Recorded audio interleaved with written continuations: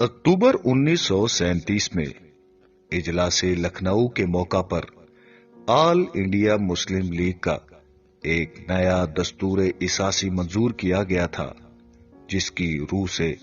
ہر provincial league کے تحت league کی ضلع اور تحصیل وار شاخیں قائم کی جانی ضروری تھیں۔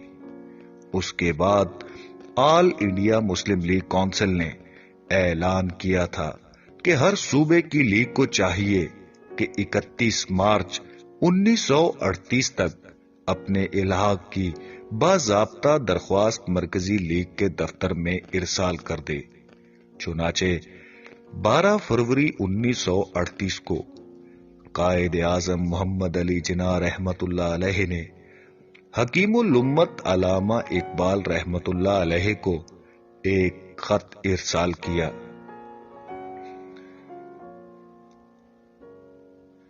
آل انڈیا مسلم لیگ، کوچہ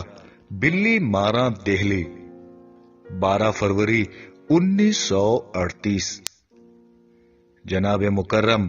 آل انڈیا مسلم لیگ کے گزشتہ سالانہ اجلاس میں اس امر کا فیصلہ ہوا تھا کہ آئندہ آل انڈیا مسلم لیگ کونسل کے اراکین اور مندوبین کے تمام انتخابات نئے آئین کے دفعات کے مطابق ہوں اور 20 جنوری 1938 تک اس کی اطلاع دفتر آل انڈیا مسلم لیگ میں پہنچ جائے۔ کونسل کے آخری اجلاس منعقدہ 31 جنوری 1938 میں مذکورہ بالا میعاد کی توسیع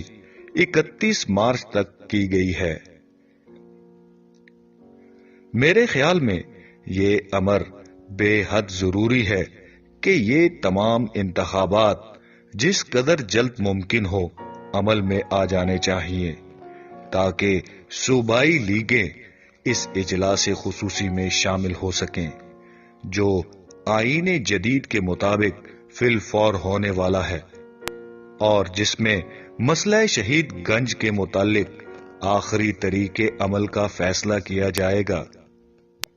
لہذا میری تجویز ہے کہ 15 مارچ 1938 سے قبل ہی تمام صوبائی لیگیں اپنے الحاق کی درخواستیں ارسال کر دیں، جن میں صدر، سیکرٹری اور تمام عہدے داروں کے نام بھی درج ہوں۔ نیز کونسل کے منتخب شدہ اراکین کے ناموں کی فہرست 15 مارچ 1938 اور مندوبین کی فہرست 31 مارچ تک پہنچ جانی چاہیے۔ میں امید کرتا ہوں کہ آپ کی پروونشل مسلم لیگ اس معاملے کی اہمیت کا احساس کرتے ہوئے الحاق کی درخواست اور نمائندگان کے ناموں کی فہرست مقررہ وقت پر لیگ کے مرکزی دفتر کوچہ بلی مارا دہلی کو بھیج دے گی، تاکہ لیگ کے آئندہ اجلاس خصوصی میں، جس میں نہایت اہم معاملات پر بحث و تمہیس ہوگی، آپ کے صوبے کی پوری نمائندگی ہو سکے۔ برائے مہربانی اپنے صوبے کی منظم شدہ ڈسٹرکٹ مسلم لیگوں کی فہرستیں مع اسماء عہدے داران ارسال فرمائیے۔ نیز ان اضلاع کے نام بھی تحریر فرمائیں جن میں ابھی تک لیگ کی شاخیں قائم نہیں ہوئیں، اور اس امر کی اطلاع بھی باہم پہنچائیں کہ ایسے اضلاع میں کب تک شاخیں قائم ہو جانے کا امکان ہے۔